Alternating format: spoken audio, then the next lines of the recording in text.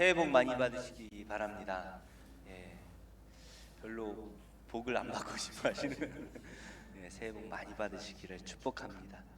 요즘에는 교회에서 그런 광고를 잘 안 하는 것 같아요. 근데 한 1, 20년 전에만 해도 명절이 가까우면 교회 주보에 항상 이제 나오던 광고가 있습니다. 뭐냐 하면 명절에 이제 고향에 가시면 제사를 드리지 마십시오. 하나님만 섬기십시오. 이런 이제 광고 문구가 꼭 들어갔어요. 왜냐하면 주일날 예배 잘 드리고 이제 명절이라고 고향 내려가면 제사상 차리고 요거 이게 표문 이렇게 해놓고 향 피워놓고 절을 하는 그런 일들이 한 1, 20년 전만 해도 많이 있었죠. 지금은 이제 제사 드리는 가정 자체가 예수님 안 믿는 가정도 제사를 잘 안 드리지만 옛날에는 이제 제사를 많이 드렸으니까 그런 광고를 교회에서 해도 예, 꼭 제사를 드리고 기도하고 또 주일학교 아이들 중에 믿음 좋은 아이들이 이 광고 듣고 제사 안 드리고 절 안 해가지고 아빠한테 뺨 맞고 그래도 믿음 지키고 왔어요. 그런 아이들도 있었어요. 그래서 이제 조상에게 제사를 드리는 것이 우리 조상들에게 예의를 갖추는 것이다. 이렇게 생각을 하던 때도 있었습니다.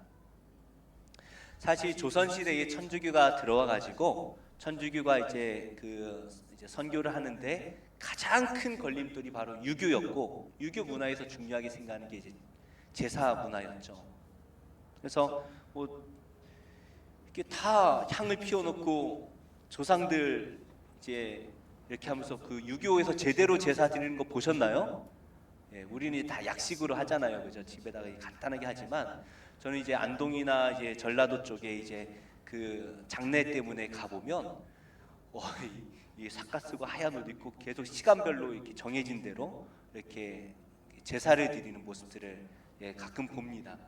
그럼 이 문화적 차이가 많은 걸 느끼죠.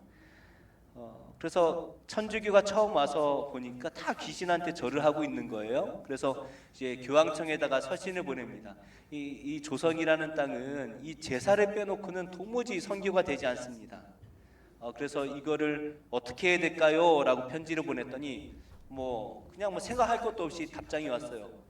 귀신에게 절을 하는 것이므로 제사는 드리면 안 된다라고 금지령이 내려왔습니다. 그런데 문제는 이 금지를 하다 보니까 성도들이 많이 죽어나가고 선교사들도 죽기도 하고 추방을 당하기도 하고 이러는 거예요. 그래서 나중에 천주교에서 다시 서신을 보냅니다. 교황청에. 이게 문제가 심각합니다. 많은 사람들이 죽고 있습니다. 이 문제 때문에. 그래가지고 이제 다시 내려온 게 이제 조상에 대한 예의이기 때문에 제사를 드리는 것을 허용한다. 하라는 게 아니라 허용한다. 너무나 많은 성도들이 죽어나가니까 어쩔 수 없이 허용을 한 거죠. 그래서 제가 찾아봤어요. 우리는 천주교에서 제사 드려도 된다라고 이제 알고 있으니까 다시 찾아보니까 천주교에서도 이 제사는 금하고 있는 것 같아요. 언제 바뀌었는지 모르겠지만, 근데 이제 그 추모 미사를 드리더라고요. 추모 미사. 그래서 조상들을 기억하며 미사를 드리는 것을 이제 정해놨어요. 이제 천주교는 기도문부터 다 정해놓으니까 다 정해져 있더라고요. 교회는 어떨까? 그죠? 이 중요하잖아요. 천주교야 어떻게 하든 말든 교회는 어떨까? 조선시대 교회에서도 추도 예배는 죄로 정죄를 했었습니다. 알게 모르게 막 추도 예배를 드리고 있는 거예요. 왜냐하면 제사를 안 드리니까 찝찝하고 막 그러니까 추도 예배를 드리는 거예요. 그래서 금지했다가 100년 전쯤 될 거예요. 제 기억으로는 한 1920 몇 년도에 은근슬쩍 교회에 들어왔다가 1940년대에 이제 추도 예배를 공식적으로 이제 허용을 합니다. 그래서 추도 예배를 인정하고 바뀌는 분위기였어요. 그래서 우리 교단도 100회 총회면은 한 2000년도 초반쯤 되거든요. 그때 추도 예배를 허용하고 2006년도에 발간된 그 표준 예식서에 추도 예배 모범이 기록되어져 있다고 해요. 저도 그런가? 그리고 저 헌법책을 제가 이제 꼼꼼히 가끔 들여다보는데 없었거든요. 그래서 이상하다고 봤더니 제 책은 2002년도에 발간된 거예요. 그러니까 오래되긴 했죠. 그러니까 그 책에는 없고 2006년도에 발간된 표준 예식서에는 그게 들어있더라고요. 하지만 저는 개인적으로 그렇게 생각하고, 일단은 왜 교단이 이런 걸 허용했는지 모르겠지만 예배의 대상이 하나님이시지 사람이 될 수는 없어요. 그건 분명하고요. 제가 알기로는 교단 안에서도 이런 거에 대해서 신학자들은 대단히 크게 반대하고 있는 것으로 알고 있습니다. 왜냐하면 대상이 하나님이셔야 되는데 사람이 대상이 될 수는 없거든요. 우리의 부모님, 할아버님, 우리의 조상, 이순신 장군 가정이면 이순신 장군 이렇게 될 수가 없는 거예요. 근데 아무리 아니라고 해도 그 추모 예배는 그 대상이 조상이 될 수밖에 없고 우리는 그걸 귀신이라고 생각하잖아요. 그건 할 수가 없는 일이죠. 그렇다면 우리는 참 찝찝해요. 안 드리자니 찝찝하고 드려도 이게 찝찝하고, 그게 이제 우리의 솔직한 마음 아니겠습니까? 그래서 우리는 그런 것 같아요. 선택을 해야 됩니다. 하나님을 택할 것인가, 하나님의 말씀을 택할 것인가, 아니면 이 찝찝함을 택할 것인가. 우리는 언제나 이 선택 가운데 살아가게 되는 것 같아요. 이것은 우리만의 문제가 아니죠. 이스라엘 백성들도 동일한 문제들로 고민을 많이 했습니다. 왜냐하면 다른 사람들은 다 우상을 섬기는데 우리만 우상을 안 섬기자니 찝찝한 거예요. 특히 농경 문화에서는 이제 제사가 되게 중요하잖아요. 기우제도 드려야 되고 찝찝한 거예요. 그러니까 이 이스라엘 백성들이 이 찝찝함 때문에 어정쩡한 가운데 서 있을 때가 많이 있었습니다. 우리가 이제 오늘 말씀 마지막에 좀 살펴보겠지만 이럴 때마다 지도자들이 나타나서 뭐라고 외쳤냐 하면 선택하라는 거예요. 하나님을 선택할 것인가 아니면 세상을 선택할 것인가. 너희가 어정쩡하게 서 있지 말고 하나를 택하라 하고 우리에게 요구합니다. 우리가 예수를 믿고 세례를 받았다면 이제는 우리가 누구의 다스림을 받으며 살아갈 것인지 우리는 분명하게 서 있어야 됩니다. 어정쩡하게 서 있을 수가 없어요. 하나님도 믿고 세상도 사랑하고 하나님도 믿고 돈도 많이 벌고, 돈 많이 버는 거 죄 아닙니다. 많이 버세요. 부자 되시기를 축복합니다. 그러나 돈을 사랑하는 건 죄예요. 우리가 어떤 것을 다스림을 받으며 살 것인가, 우리는 두 가지 중에 하나를 분명하게 선택을 해야 돼요. 오늘 말씀도 우리에게 분명하게 요구를 하고 있습니다. 하나를 선택하라는 거예요. 우리의 마음이 오늘 하나님의 다스림을 받는 그 마음이 되기를 예수님의 이름으로 축복합니다. 이게 축복이에요. 그걸 아는 게 축복이에요. 모르고 사니까 괴로운 거예요. 오산 IC에서 차로 한 15분, 여기서 가깝죠? 제가 검색해 보니까 이렇게 오래 걸렸나? 1시간 15분이 걸리더라고요. 이렇게 오래 걸렸나 하고 봤더니 명절이라서 이제 막혀가지고 오래 걸린 거고, 아마 그렇게 오래 걸리진 않을 것 같고요. 오산 IC에서 한 15분 정도만 가면 세계 성막 복음센터라는 곳이 있습니다. 가보면 의리의리해요. 저는 이제 우리 교회만 있다 보니까 의리의리해요. 그래서 아주 멋있고 좋은 건물이 하나 딱 서 있습니다. 그것이 뭐냐 하면 출애굽기에서 하나님께서 명령하셨던 그 성막을 1대1 크기로, 실제 크기로 그대로 재현해 놓은 거예요. 물론 출애굽기 말씀만 가지고 그대로 재현하기는 좀 어려움은 있습니다. 그러나 하여튼 말씀에서 벗어나지 않도록 최대한 1대1 크기로 이렇게 재현을 해놨어요.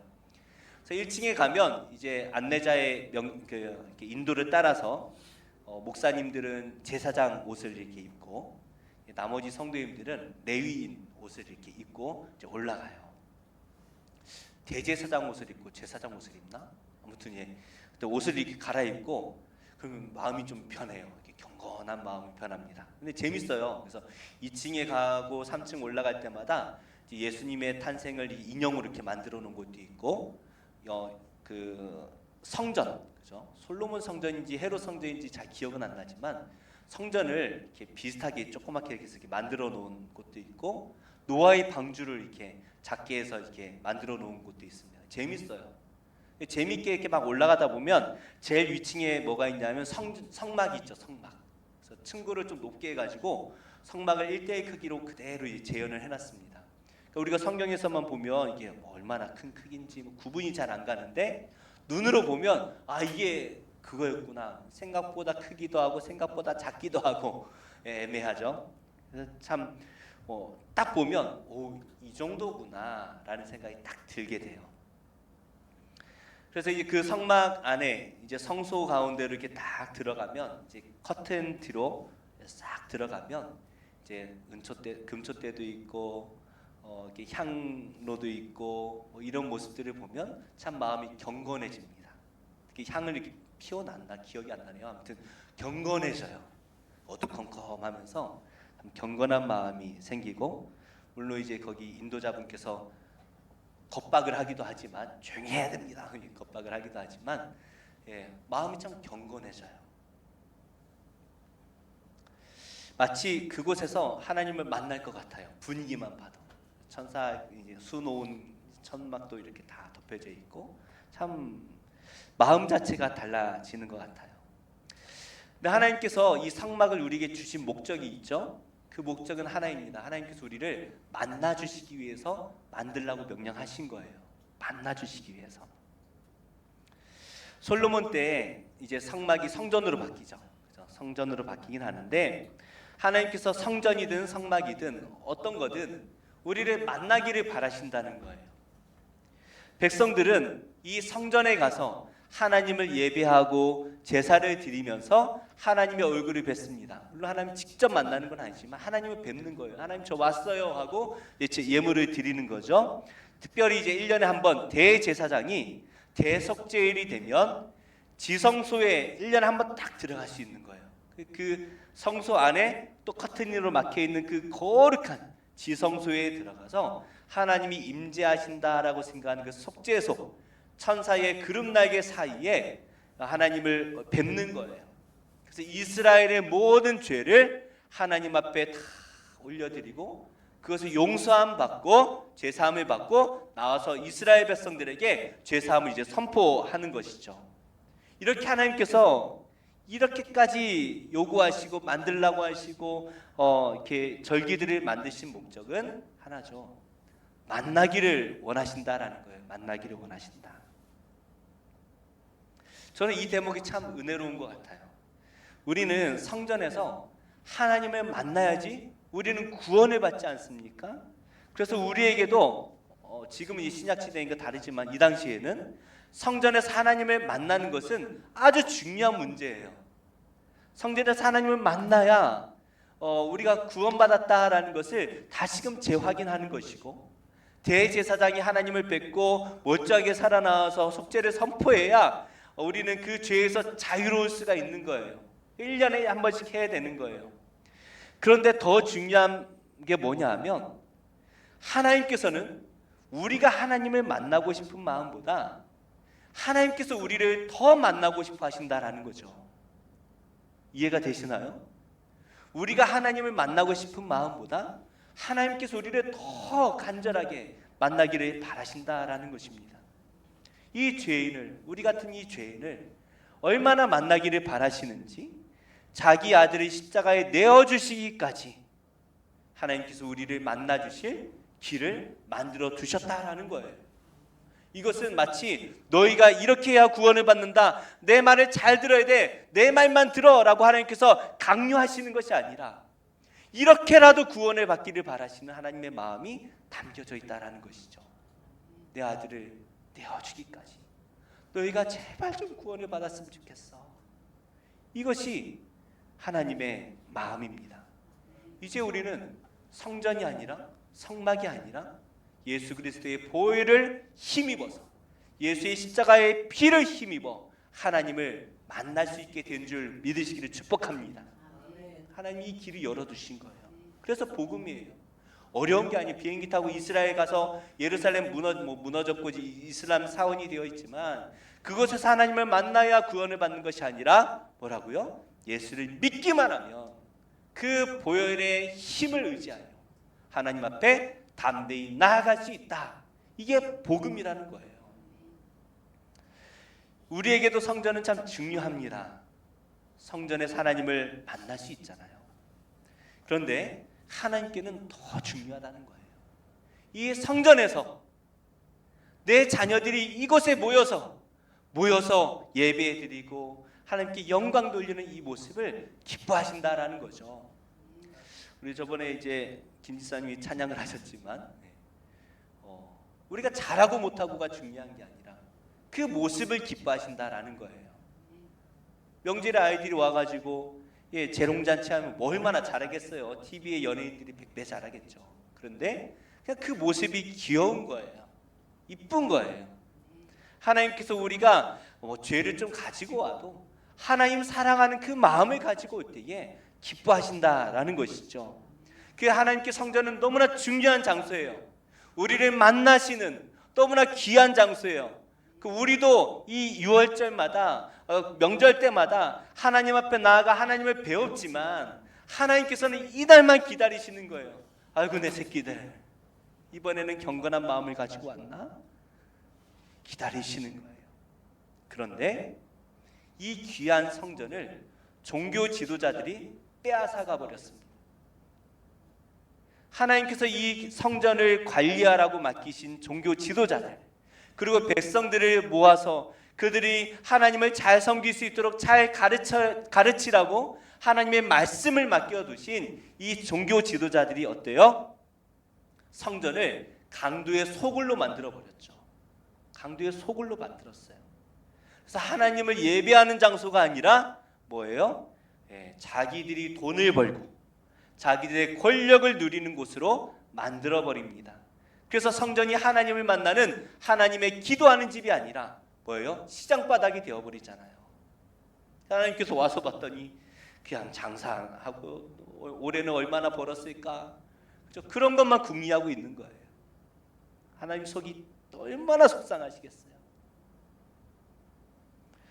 6월절은 우리나라 설 명절처럼 아주 귀한 최대 명절입니다. 이스라엘의 최대 명절이에요.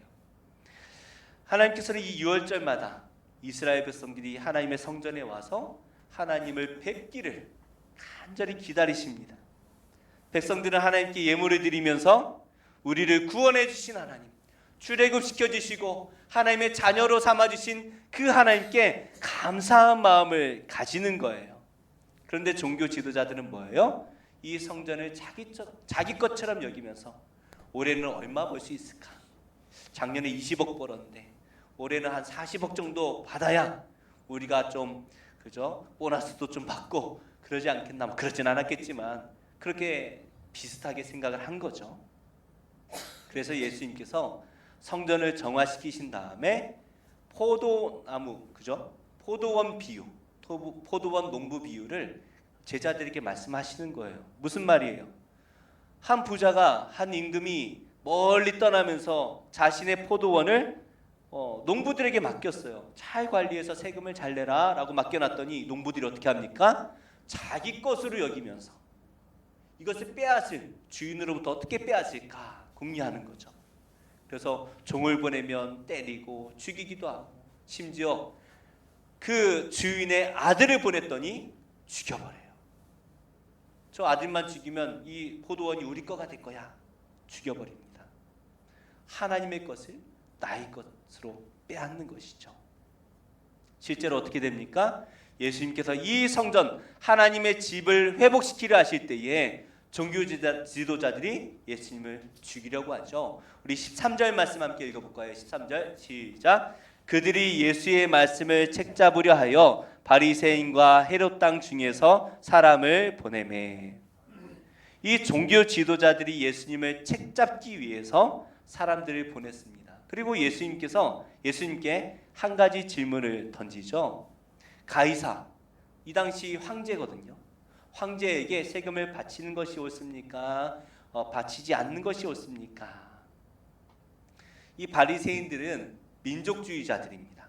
우리로 말하면 독립운동가까지는 안 될지 모르겠지만 어떻게 하면 이 민족을 다시 살릴 수 있을까? 이걸 고민하는 일제강점기를 비유하는 거예요. 어떻게 하면 이 우리나라가 일제로부터 독립을 하고 이렇게 우리 민족을 살릴 수 있을까? 그런 걸 연구하는 사람들이라 한다면 이제 반대편에 있는 헤롯 당원들, 이 사람들은 친일파 같은 사람들이에요. 로마의 권력에 딱 붙어서 그 로마에서 준 그 권력을 이용해서 자신들의 지위를 누리는 사람들. 그러니까 이 바리새파와 헤롯 당원들은 하나가 될 수 없는 사람들이에요. 정치적으로 절대 하나가 될 수 없는 사람들입니다. 서로 아마 미워했을 것 같아요. 그런데 이들이 지금 한 마음이 되어서 예수님을 책잡기 위해 찾아왔다라는 거죠. 그리고 뭐라고 물어봅니까? 세금을 내야 됩니까? 말아야 됩니까? 민족주의자들인 바리새인들은 로마에게 세금을 내는 게 치욕적이죠. 굴욕적이에요. 그래서 안 내야 된다라고 말하면서도 내지 않았을까요? 안 내면 잡혀가니까. 그러니까 이 마음의 불평이 있었을 것 같고요. 헤롯 당원들은 이게 로마랑 친하니까 당연히 내야 된다. 그죠? 당연히 내야 된다. 이렇게 주장을 했을 거예요. 문제는 이 둘이 예수님을 책잡기 위해 함정을 파놓았다라는 거죠. 뭐예요? 세금을 내야 된다라고 말씀을 하시면 바리새파들은 예수님이 우리 민족을 버렸어. 우리의 메시아가 아니야. 그죠? 그렇게 말을 할 것이고, 또 세금을 내지 말라고 말을 하면 로마의 반역자가 되어서 이제 사형을 당할 수밖에 없는 거죠. 그러니까 이렇게 말해도 안 되고 저렇게 말할 수도 없는 이 난해한 질문을 예수님께 던지는 것입니다. 그런데 예수님은 그들의 속마음을 뻔히 알고 계시죠. 뻔히 아세요. 그래서 뭐라고 말씀하시냐면 어찌하여 나를 시험하느냐라고 말씀하십니다. 너희들이 왜 나를 시험하고 있느냐? 왜 너희들이 그냥 궁리를 해가지고 나를 이렇게 못 잡아먹어서 안달이냐? 예수님이 다 아신다는 거예요. 근데 예수님께서는 이 질문에 우문현답을 하십니다. 이 말 같지도 않은 질문에 참 진리를 담아서 우리에게 지혜를 하나 알려주시는 거죠. 우리 16절 17절 한번 읽어볼까요? 시작. 가져왔거늘 예수께서 이르시되 이 형상과 이 글이 누구의 것이냐? 이르되 가이사의 것이니이다. 이에 예수께서 이르시되 가이사의 것은 가이사에게, 하나님의 것은 하나님께 바치라 하시니 그들이 예수께 대하여 매우 놀랍게 여기더라. 아멘. 예수님께서는 이 동전 데나리온 하나를 가져오라 말씀하시고 사람들 앞에 보이십니다. 그 데나리온에는 이제 그 당시 황제의 얼굴이 그려져 있고 그리고 거기에는 신성한 아구스도의 아들, 그러니까 신의 아들이라는 뜻이에요. 그렇게 이제 기록이 되어 있었다라고 합니다. 돈을 사랑하는 사람들을 보면 보여요. 항상 말할 때마다 돈 없으면 죽을 것처럼 말을 합니다. 모든 일이 다 돈으로 보이고 돈으로 해결을 하려고 해요. 마치 세상이 다 돈 아니면 안 될 것처럼 그렇게 말하고 행동을 합니다. 그런데 그 사람을 보면 자기가 돈을 열심히 버는 것처럼 생각하고 이렇게 하면 돈 벌어 저렇게 하면 돈 벌어 맨날 입만 열면 돈이고 저기에 돈 벌 수 있대 저기가 하면 돈 벌 수 있대 맨날 말을 하지만 자기가 그 돈을 벌어서 자기의 것으로 삼는 것처럼 보이지만 옆에서 보면요 뭐냐면 돈의 지배를 받고 살아요. 돈의 노예가 된 거예요. 여기서 돈 준다 그러면 확 가가지고 그래서 거기서 돈 주나요? 세상에 어디 남의 돈 공짜로 줍니까? 그 꼬라 박으면은 또 세상 잃은 것처럼 또 하고 있다가 그게 돈의 지배를 받는 거예요. 내가 돈을 지배하는 게 아니라 돈의 지배를 받는 거예요. 왜요? 돈이 나의 주인이 되었기 때문에 돈의 지배를 받으며 살아가는 것이죠. 지금 종교 지도자들의 모습이 그렇습니다. 겉으로 보면 화려해요. 아주 멋있는 옷을 입고 있습니다. 늘 말을 할 때마다 기도할 때마다 길고 멋있게 기도를 해요. 거룩한 것처럼 말을 해요. 그러나 그 속은 뭘로 가득해요? 돈으로 가득하다는 거예요. 돈을 섬기고 돈의 지배를 받으며 살아간다라는 거예요. 그래서 예수님께서는 이들을 향하여 강도의 소굴로 만들었다라고 비난하는 건 뭐예요? 그들이 강도라는 거죠. 강도. 하나님의 백성으로 만들어야 되는 이 성전을 강도들을 만들고 있다. 강도의 소굴로 만들고 있다. 강도의 두목들 아니겠습니까? 하나님께서 충만하셔야 하는 이 은혜로운 장소가 그냥 강도의 소굴이 되어버린 거예요. 우리도 그럴 수 있지 않습니까? 늘 말씀을 입에 달고 살고 성경책을 손에 들고 살고 성경을 1년에 한번 10독씩 하고 매일 큐티를 하고 기도를 몇 시간씩 하고 모든 예배마다 빠지지 않고 거룩한 모습으로 예배를 드린다 할지라도 우리가 돈의 다스림을 받으며 살아간다면, 돈에 이끌려 살아간다면 우리는 하나님이 아니라 돈을 섬기며 살아가는 세상의 백성이 되는 것입니다. 목사님, 돈 없이 살 수 있습니까? 산에 가도요 주민세는 내야 되잖아요. 핸드폰은 있어야 되잖아요. 그렇지 않아요. 하나님이 먼저 그 나라와 의를 구할 때 하나님이 나머지를 다 채워주신다 약속하셨어요. 그렇게 살아가는 사람이 많아요. 우린 그렇게 살 수 없다라고 말하지만 그렇게 살아가는 사람들이 얼마나 많은지 몰라요. 우리는 솔직하게 우리 모습을 볼 수 있어야 됩니다. 내가 요즘에 그래요. 인스타그램인가요? 그거 보면 우리 주일학교 아이들이 이제 뭐 여기서 뭐 까불까불해요. 뭐 하나 이렇게 보면은 이제 동영상을 찍어서 인스타에 올리는 거예요. 자기 모습을 올리는데 제가 옆에서 보면 딴 사람이에요. 분명히 닮았는데 딴 사람이에요.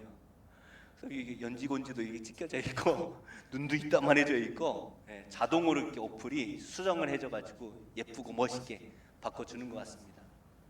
근데 문제는 아이들도 알아요. 이게 진짜 내 모습이 아니다. 알죠. 그런데 보니까 실제로 자기가 이렇게 생겼는 줄 알고 살아가는 사람들이 있어요.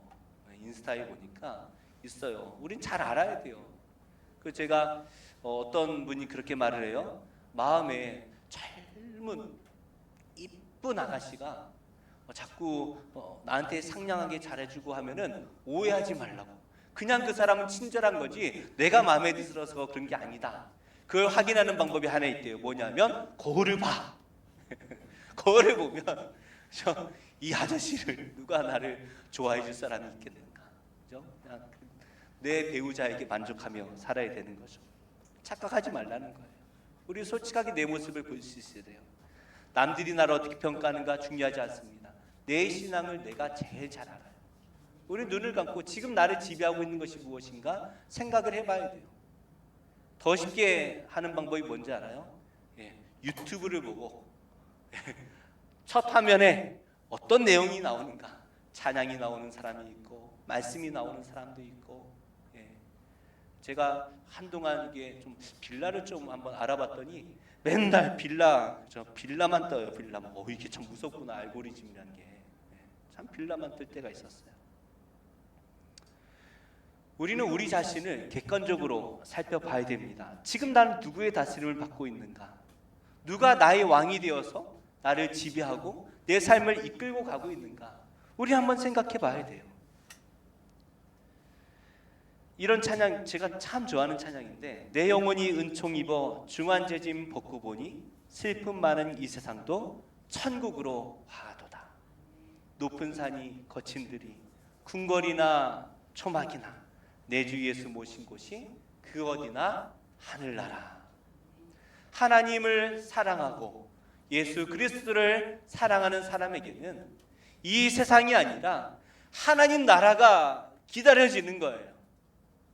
어떤 고난이 있다 할지라도, 어떤 환난이 있다 할지라도, 돈이 없어 초막에 거한다 할지라도 눈을 감고 내 안에 예수 그리스도가 계시고 하나님 나라가 임하면 그것으로 만족하는 거예요.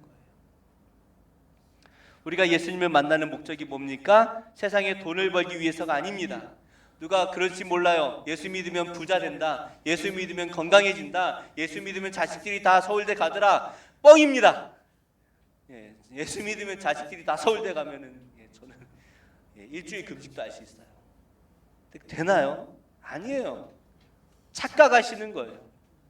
우리는 무엇을 구하기 위해서 예수를 믿는 것이 아니라 이미 나를 구원하신 예수 그리스도를 위해서 살아가는 거예요. 나를 구원해 주신 그 은혜가 너무나 크기 때문에 그 은혜 하나만 가지고도 우린 예수님을 위해서 내 삶을 다 드릴 수가 있어야 되는 거예요. 그래서 우리는 누구의 다스림을 받으며 살아야 됩니까? 그 은혜에 의하여 나를 구원하신 예수 그리스도의 그 은혜의 다스림을 받으며 살아가야 하는 것이에요. 그래서 우리의 모든 삶이 사나 죽으나 먹으나 굶으나 장가를 가나 혼자 사나 이게 다 예수 그리스도를 위하여 살아가는 것이 되어야 합니다. 예수님께서 오늘 우리에게 말씀하십니다. 가이사의 것은 가이사에게, 하나님의 것은 하나님에게. 동전에 무슨 형상이 있어요? 가이사의 형상이 있습니다. 우리는 누구의 형상을 가지고 있습니까?